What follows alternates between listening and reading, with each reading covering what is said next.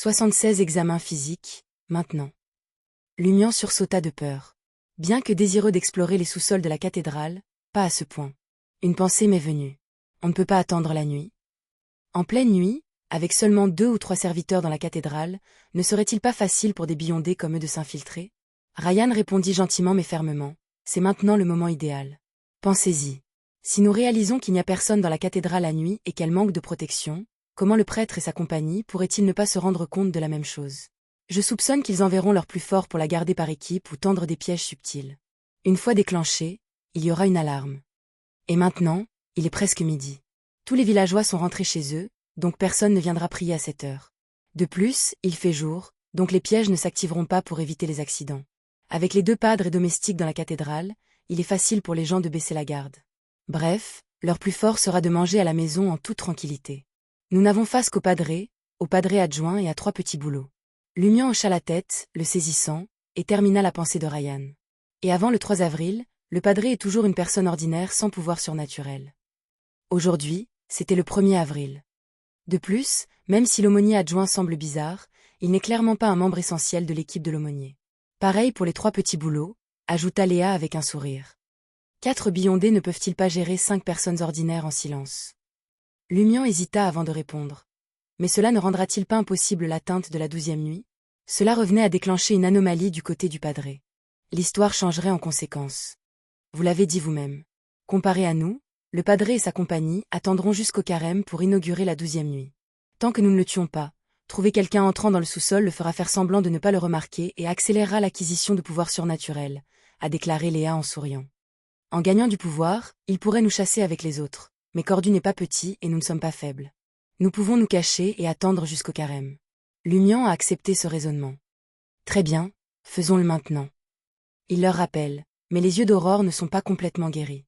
J'ai peur qu'elle ne puisse pas nous aider. Avant de voir Madame Puali, Lumian avait vérifié Aurore. Ses yeux pourraient ne récupérer que le soir. Ça va. Madame Puali nous soutient, n'est-ce pas? Dit Léa en plaisantant à moitié, les cloches au-dessus de sa tête sonnant.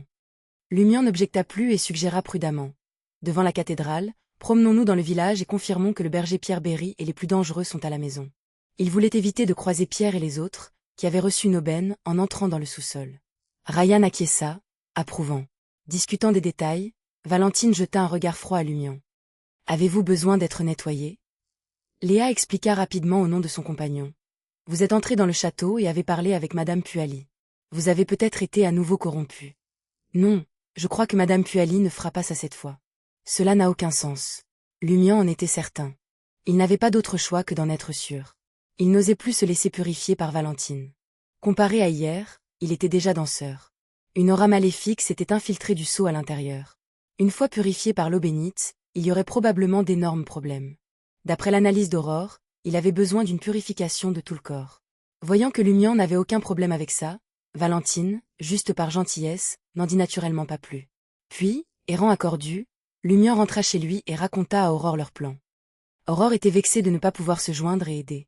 Elle ne pouvait que proposer d'attendre aux abords du village et de redémarrer le cycle en cas de problème.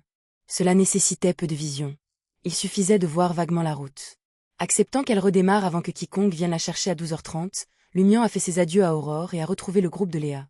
À ce moment-là, les 3 Beyondés officiels avaient confirmé où se trouvait le berger Pierre Berry et les principaux membres du padré. Faisant un demi-détour, ils atteignirent le côté de la cathédrale par un petit chemin, la porte par laquelle ils avaient utilisé pour attraper la liaison du père et de Madame Puali dans un cycle précédent.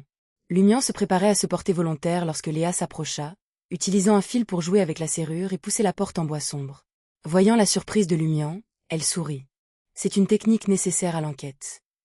Ne donnez pas l'impression que cela soit si noble. Lumian n'a pas exprimé ses pensées car Léa était déjà entrée dans la cathédrale.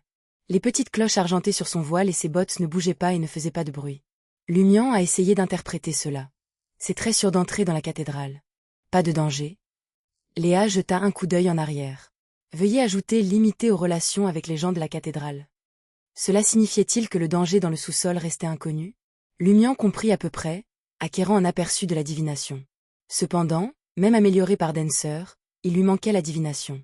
Ryan le dépassa, suivant Léa dans la cathédrale. Intervient, un domestique s'approche. En un clin d'œil, Ryan s'est précipité, a levé la main et a coupé le serviteur derrière l'oreille. Le serviteur s'effondra sans bruit. Ryan l'a attrapée et l'a traînée dans la pièce la plus proche. Léa se précipita, prenant une bouteille remplie de liquide incolore et la versant dans la gorge du serviteur. « Qu'est-ce que c'est » demanda Lumian, curieux. Léa a maintenu son sourire. « Un sédatif. »« Vous êtes bien préparé ?» Lumian soupira intérieurement. Abattant les 3 petits boulots sans alerter le père, Léa se glissa dans l'ombre dans la chambre du père, tournant silencieusement la poignée et cassant la porte en bois. Elle vit l'homme le plus puissant de Cordu vêtu d'une robe blanche filée d'or, respirant lentement et profondément sur un lit simple. Des assiettes pour le déjeuner et des couverts en argent étaient sur une table près de la porte. Léa l'évalua et sauta dedans, coupant le père derrière son oreille. Immédiatement, elle verse l'essentiel du sédatif restant dans la gorge de Guillaume Bénet. « C'est ça ?» Lumian passa la tête derrière Léa. « N'était-ce pas trop facile ? Quoi d'autre ? Qu'attendiez-vous d'une personne ordinaire ?» demanda Léa, amusée. Lumian reconnut laconiquement, soulevant la robe du padré. « Qu'est-ce que tu fais ?»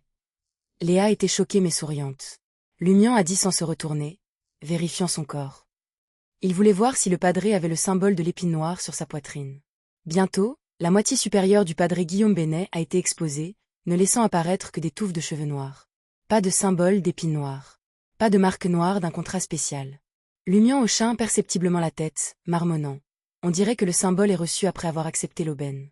Où existe-t-il maintenant mais ne s'active que par la cogitation? Et comment ai-je obtenu le mien?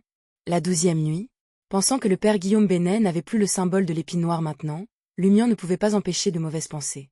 Si je le tue maintenant, cela déclenchera-t-il le cycle? Quel serait l'impact du fait de tuer cet homme à l'avance sur les événements ultérieurs? Considérant l'importance du padré plus tard, Lumian, voulant toujours attendre la 12e nuit, s'est convaincu du contraire. En quittant la chambre de l'aumônier, Ryan a dit à Lumian et Léa, « Je ne trouve pas l'aumônier adjoint. » Ah! Lumian hésita avant de comprendre. Peut-être qu'il est chez lui. Il n'a pas le droit de vivre dans la cathédrale et personne ne lui apporte à manger. Le laquais de ce démon est vraiment tyrannique, jura Valentine en jetant un coup d'œil au padré présent dans la pièce. Sans plus tarder, le quatuor se dirigea dans la direction opposée vers l'autel. Dans un coin se dressait un escalier de pierre, étroit et raide, ne laissant passer qu'une seule personne. Il est monté sur le toit de la cathédrale avant de s'enfoncer plus profondément sous terre. Léa a compris. Après avoir emprunté quelques escaliers jusqu'au bas, le voile et les 4 petites clochettes argentées de ses bottes sonnèrent en même temps. Ding ding dong dong. Le son n'était pas fort mais résonnait faiblement dans le petit espace. Parfois urgent, parfois apaisant. Qu'est-ce que cela signifie? Lumian avait du mal à l'interpréter en se basant sur ses rencontres passées. Léa se détourna et sourit. Cela signifie qu'il existe un niveau de risque, mais je ne peux pas en déterminer la gravité. La divination avait fonctionné pour le château. Marmonna Lumian avec surprise. Cela ne veut-il pas dire que c'est encore plus dangereux sous terre? Pas nécessairement, apaisa Léa. Peut-être s'agit-il simplement d'une interférence. Madame Pualine n'était-elle pas absente du château? À ce stade, il était impossible de reculer face à un contretemps aussi insignifiant. Ils descendirent les escaliers un à un dans les profondeurs. Bientôt, les 4 aperçurent une vieille porte en bois marron au sous-sol. Léa pinça sa glabelle et activa sa vision spirituelle avant de s'approcher de la porte en bois. Bien que Lumian ne maîtrisait pas l'activation de la vision spirituelle, avec le boost de spiritualité du danseur, il ne lui a pas fallu longtemps pour l'activer. Il a vu tout le monde rougeoyant et en bonne santé. Lorsque ses compagnons furent installés, Léa ouvrit la porte du sous-sol. Au milieu des craquements, Lumian perçut une odeur d'un parfum familier. Élégant et doux. Il a immédiatement fait le lien et a dit à la hâte à Ryan et aux autres, « Ça sent l'ambre gris. » C'était le matériau utilisé pour vénérer l'entité cachée appelée inévitabilité.